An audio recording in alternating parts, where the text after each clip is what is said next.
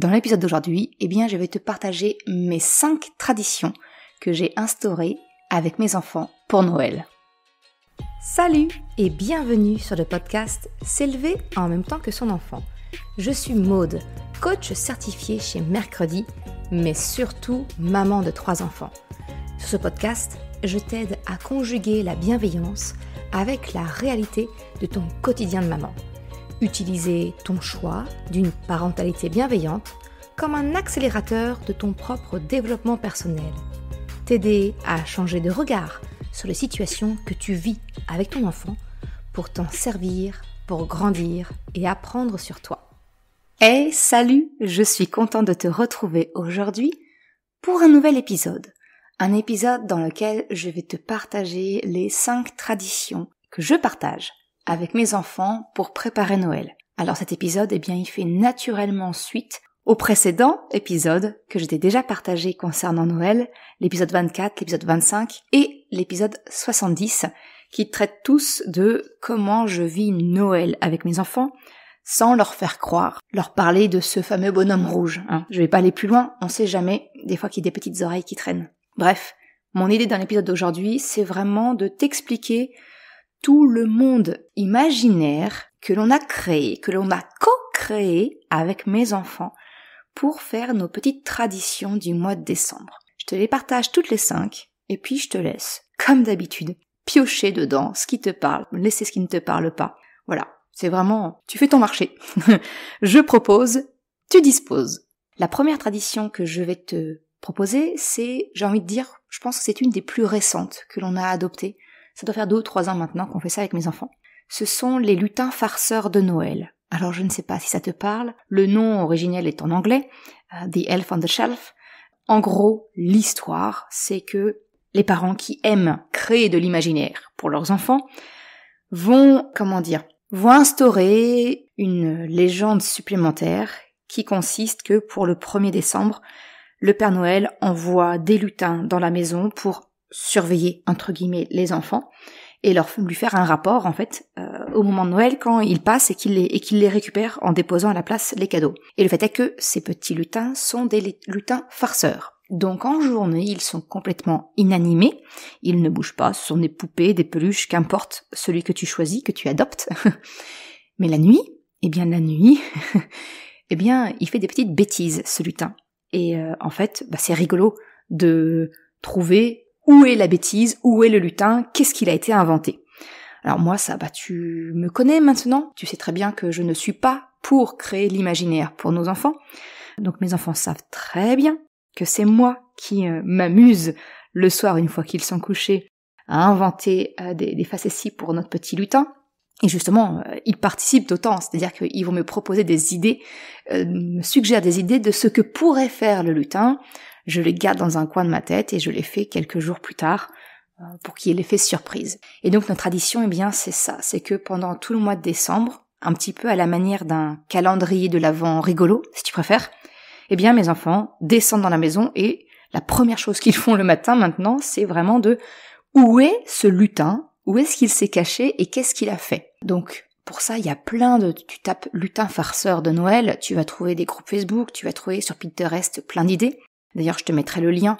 Moi-même, j'en recense sur mon compte Pinterest, donc tu peux t'en inspirer également. Voilà, tu peux te trouver très facilement et il n'y a pas besoin de rentrer dans des choses très complexes ou très poussées. Je vais surtout, au contraire, t'encourager à ne pas foncer dans la perfection du truc et à créer Non, vraiment le plus simple et le plus drôle. Pour donner un exemple, à l'époque, Krapopoulos avait encore un pot. Bien évidemment, il était propre, le pot, je l'avais nettoyé, mais j'avais mis le lutin sur son pot et j'avais mis, les petites pépites de chocolat qu'on met dans les cookies. J'avais mis ça dans le pot pour simuler que le lutin avait fait ses besoins dans le pot de mon fils. Voilà, le truc tout bête aussi, c'est de couler un jus de citron dans un verre et mettre le lutin dessus pour simuler qu'il avait fait pipi dedans. J'avais même tendu un fil entre les 2 barres de rideaux qui traversent tout mon séjour et mon salon, donc vraiment toute la longueur de la pièce, et notre lutin suspendu avec une canne à sucre, un petit peu comme une tyrolienne dessus. Voilà, il y a 1000 idées à faire.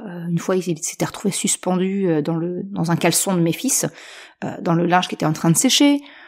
Il n'y a pas besoin vraiment d'aller très très loin. C'est juste, finalement, le plaisir de mes enfants, c'est plutôt de chercher où il est, chercher ce qu'il a fait et qu'est-ce que j'ai été inventé. Donc voilà, ça c'est notre première petite tradition, et je pense, j'en aurais parlé un petit peu quand j'ai préparé cet épisode, je leur ai posé la question, et c'est une tradition à laquelle ils tiennent énormément. Le lutin, pour eux, c'est vraiment, ils adorent notre lutin farceur.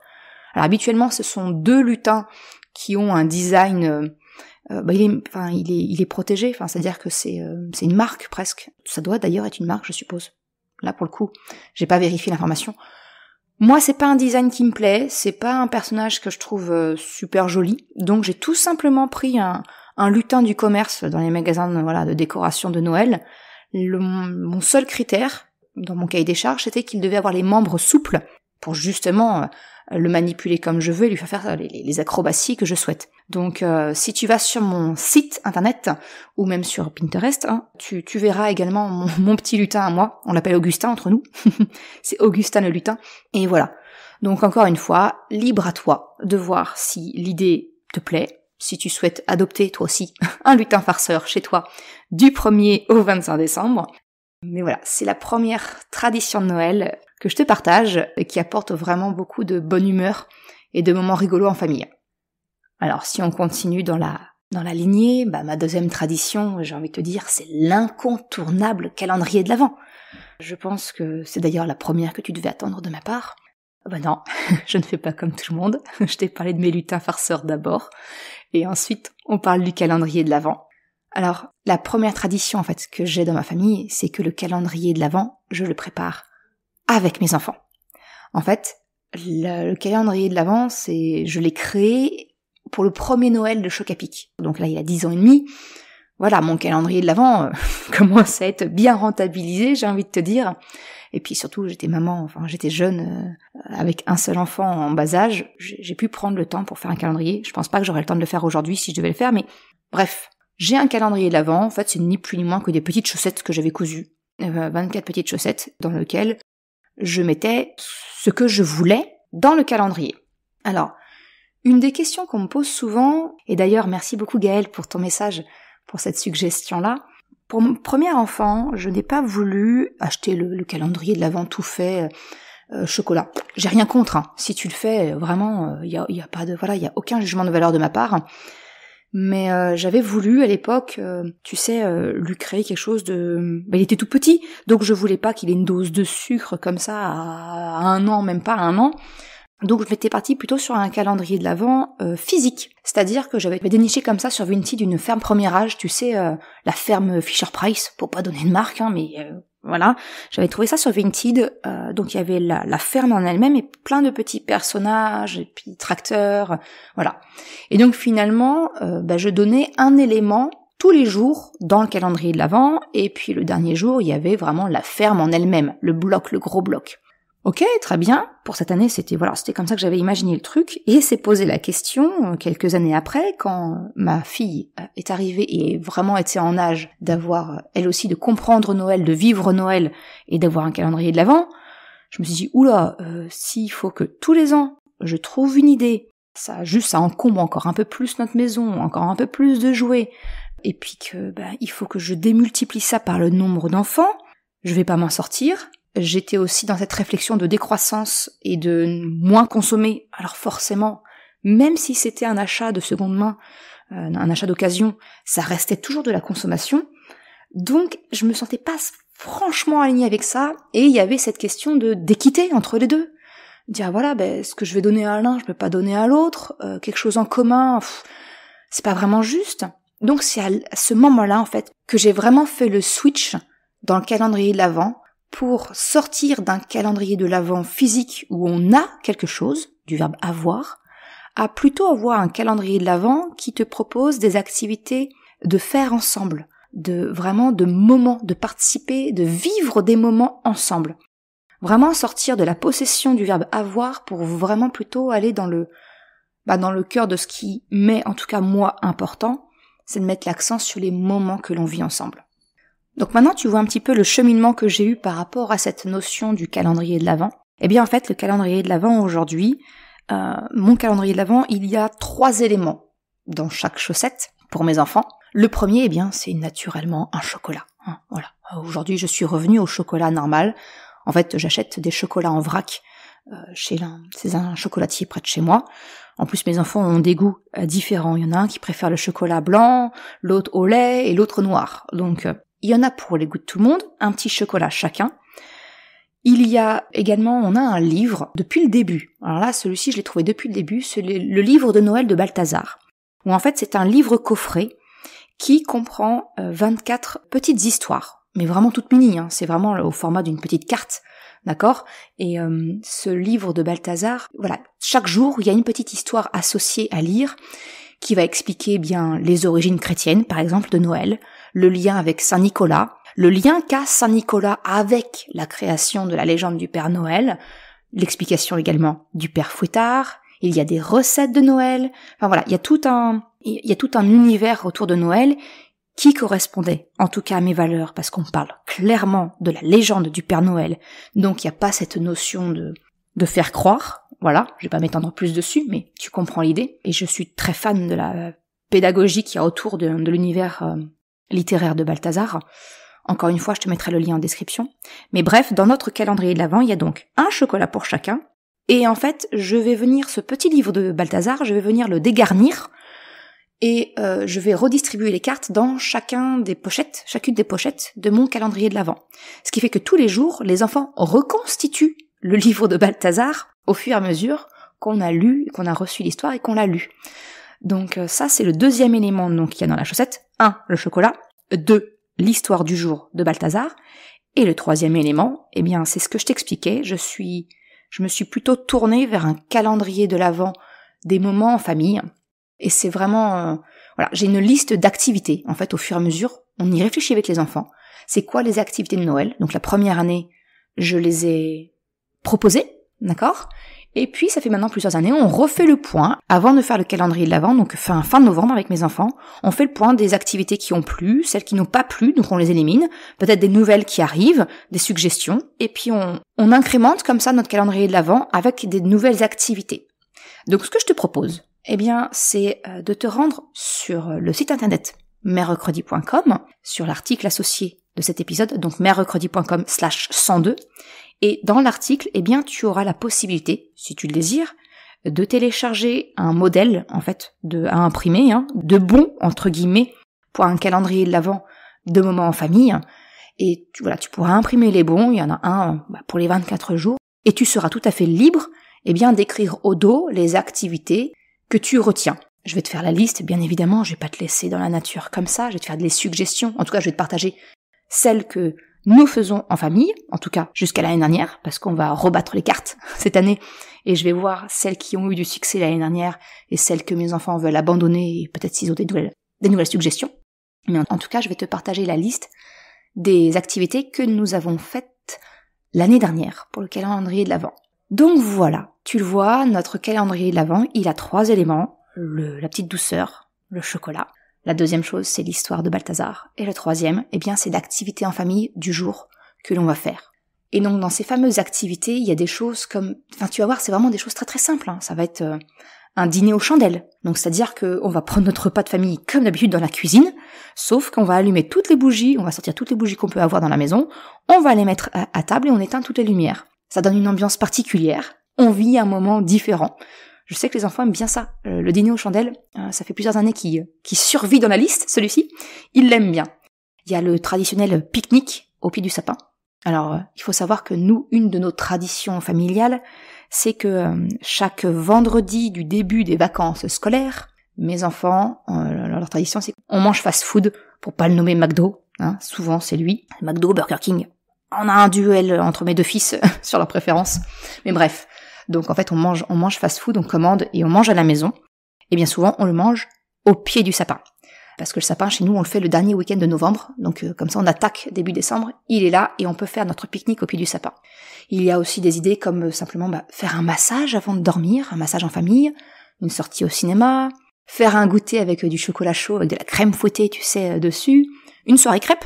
Voilà, une soirée où le repas, eh bien, ce sont des crêpes. Une des activités, c'est d'aller voir les illuminations de Noël de la ville. J'habite près de Caen, et donc généralement, on va voir les spectacles qu'ils ont prévus au niveau du village de Noël à Caen. Une des activités possibles aussi, c'est de proposer à ton enfant de choisir le menu du jour. C'est lui qui décide ce que l'on mange. Une chose aussi que mes enfants avaient bien aimé, c'est de manger le repas à l'envers. C'est-à-dire qu'on commence par le dessert et on termine par l'entrée. Voilà, il y a plein, je vais pas te faire le listing de toutes les activités que je propose, mais je te fais la proposition des 24 activités de famille que l'on a l'habitude de faire, nous, ensemble, et en fait, simplement, l'ordre varie en fonction, de quand est-ce que tombe la date. Forcément, le cinéma en famille, je vais pas tomber ça sur un jour de semaine où il y a école. Tu comprends ça? C'est pas possible. Donc je m'arrangeais pour le faire tomber, généralement, un samedi.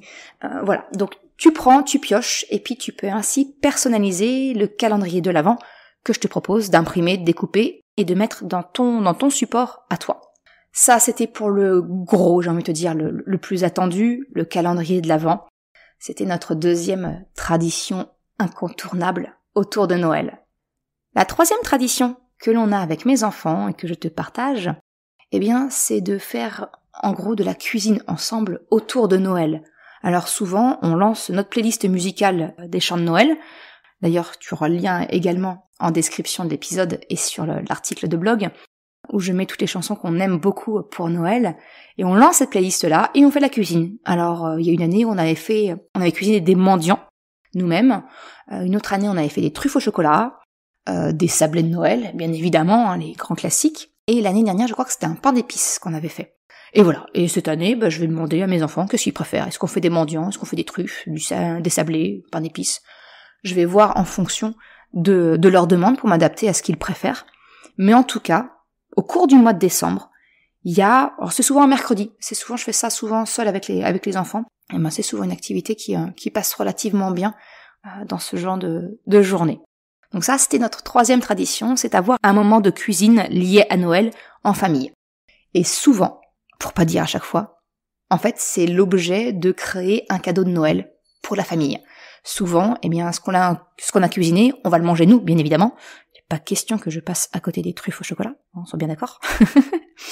Mais en tout cas, les enfants comme ça, on met dans des petits sachets et c'est ce qu'ils vont offrir, par exemple, à leurs grands-parents, à leurs oncles, à leurs tantes. Voilà, c'est le moyen qu'ils ont aussi de faire des petits cadeaux aux proches. La quatrième tradition que je souhaite te partager, c'est, tu sais, peut-être que tu as entendu parler autour de toi, ce qu'on appelle les boîtes de Noël solidaires. Alors ça, c'est pas une tradition que j'instaure tous les ans, parce qu'en fait, c'est vraiment fonction de si c'est une opération qui est reconduite près de chez moi cette année ou non. Donc par exemple là, aujourd'hui 2023, je ne sais pas encore si ça va être mis en place, mais en tout cas les dernières années, ça a été mis en place et on y a participé avec mes enfants. Donc la boîte de Noël solidaire, en fait, tu sais, si tu connais pas, je t'explique rapidement, puis sinon tu cherches sur Google, tu vas trouver plein de liens là-dessus, mais en gros, c'est de constituer une boîte, à peu près de la taille d'une boîte de chaussures, qui sera remise, peut-être à une personne sans domicile fixe, une personne dans la nécessité, une famille, un enfant, enfin, peu importe, par des réseaux comme les Restos du Cœur ou la Croix-Rouge, voilà, il y a plein de secours populaires, enfin voilà, il y a vraiment plein d'organismes qui ont repris le concept et qui l'ont adapté pour eux, en fait. Et le but, c'est de partager comme ça des choses bien évidemment qui sont en bon état. Alors, on s'en sent bien d'accord, le but, c'est pas non plus de refourguer les choses qu'on ne veut plus à la maison, mais c'est en tout cas d'offrir une deuxième vie aux choses et qui peuvent servir à d'autres, leur être utiles. Donc c'est souvent constitué de quelque chose de chaud en fait, qui vraiment va leur apporter de la chaleur. Une écharpe, des gants, un bonnet, des chaussettes, un truc tout simple. Un produit d'hygiène comme du savon, une crème, du parfum, une brosse à dents, un loisir, que ce soit un livre poche que tu as lu et relu et que voilà, il a terminé sa vie chez toi, il peut venir divertir quelqu'un d'autre, un jeu de cartes, peu importe. Et puis aussi une petite douceur non périssable. Donc ça va être des bonbons, du chocolat, enfin voilà, quelque chose qui fasse plaisir aussi. Et puis le dernier élément de cette boîte, c'est un petit mot pour un peu de chaleur humaine, un petit mot, un dessin de la part peut-être de ton enfant. Et en fait, c'est une tradition qu'on a adoptée parce que c'est finalement l'occasion que j'ai vue, moi en tout cas, d'apprendre à mes enfants, que de 1, leurs affaires peuvent vivre une deuxième vie, mais surtout de faire plaisir à quelqu'un d'autre. Parce que Noël, en tout cas dans ma vision, c'est ça, c'est de partager.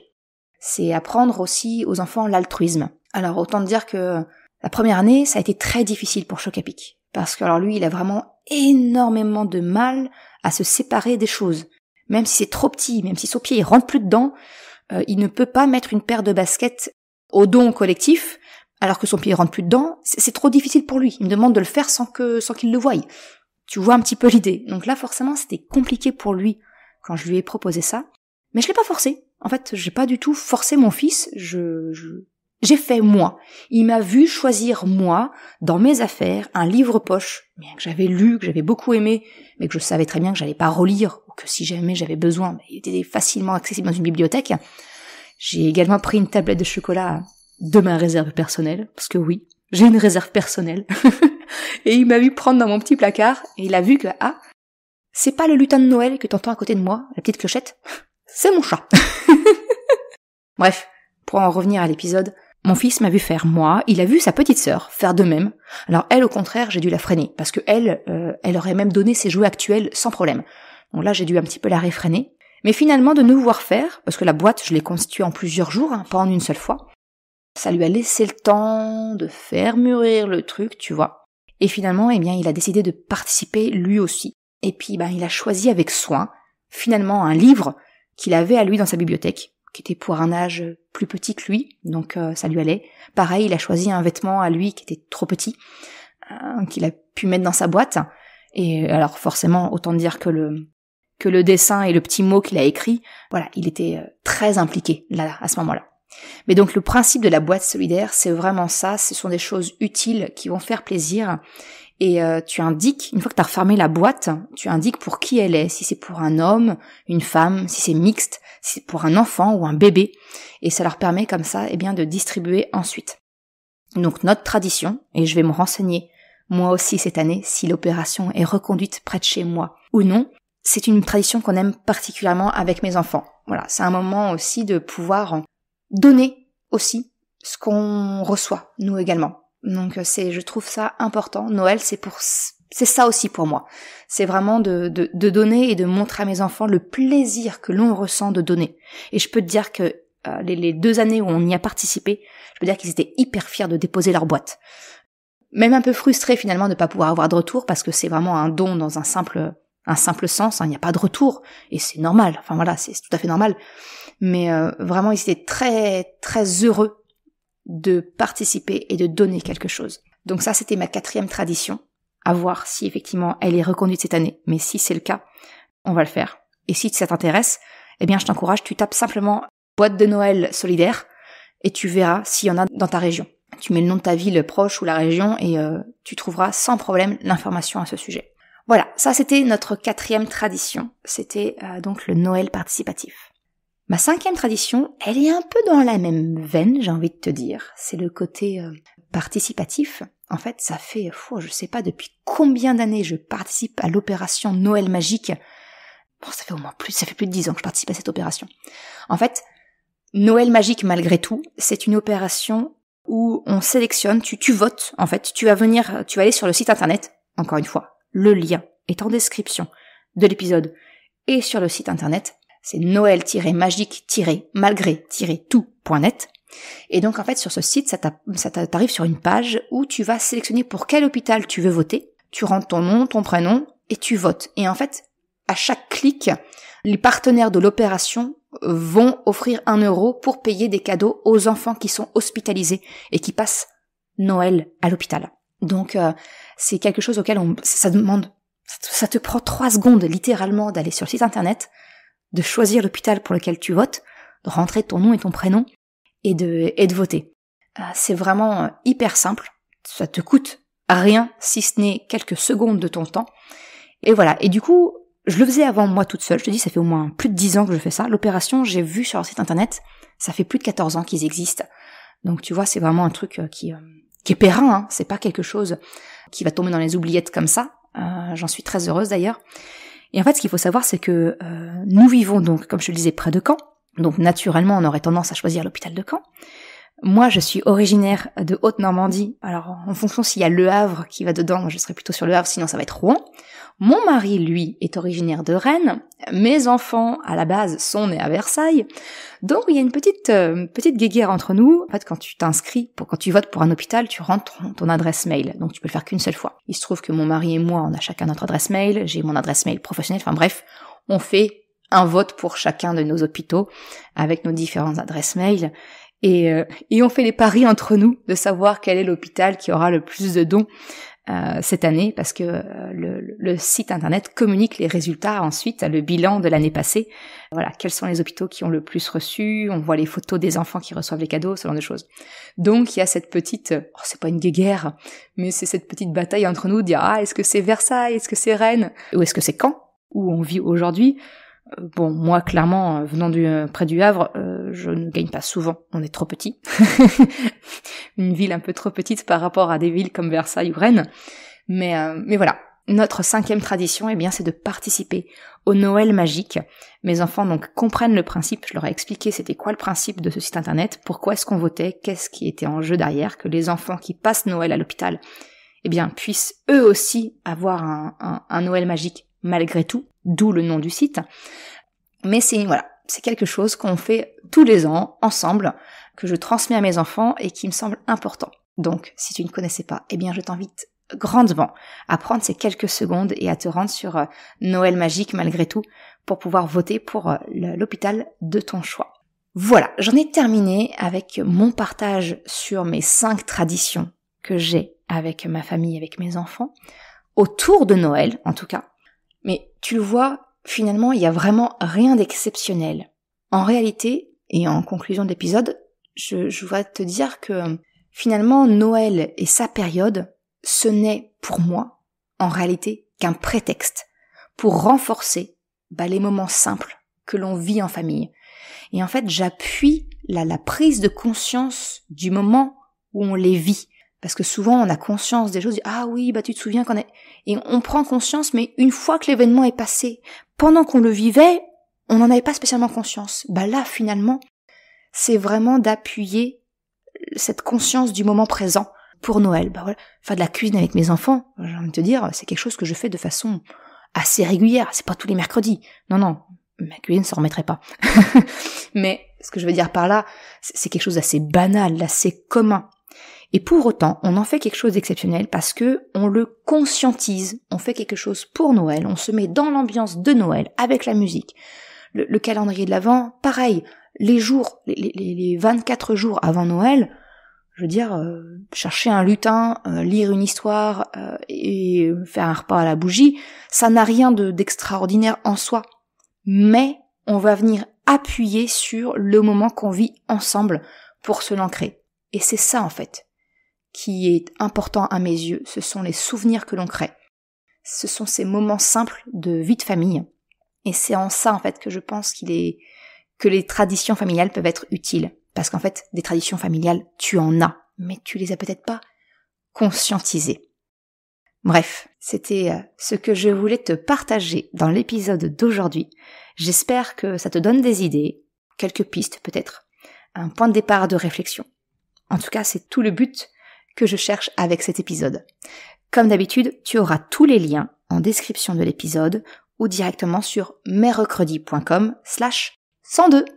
Merci d'avoir écouté cet épisode jusqu'à la fin. Tu retrouveras les liens mentionnés en description de l'épisode ou bien dans sa retranscription sur le site merrecredi.com. Si tu as aimé cet épisode, s'il t'a été utile, je t'invite à le partager, à en parler autour de toi. Ou, si le cœur t'en dit, de me laisser un commentaire et une note de 5 étoiles sur Apple Podcast ou Spotify. Cela me permet de faire connaître le podcast et m'encourage à progresser. Un grand merci à celles et ceux qui prennent le temps de le faire ou de m'envoyer un message privé si leur plateforme d'écoute ne le permet pas. Je te souhaite une excellente journée, après-midi, soirée, quel que soit le moment où tu écoutes et je te dis à la semaine prochaine pour un nouvel épisode. Ciao!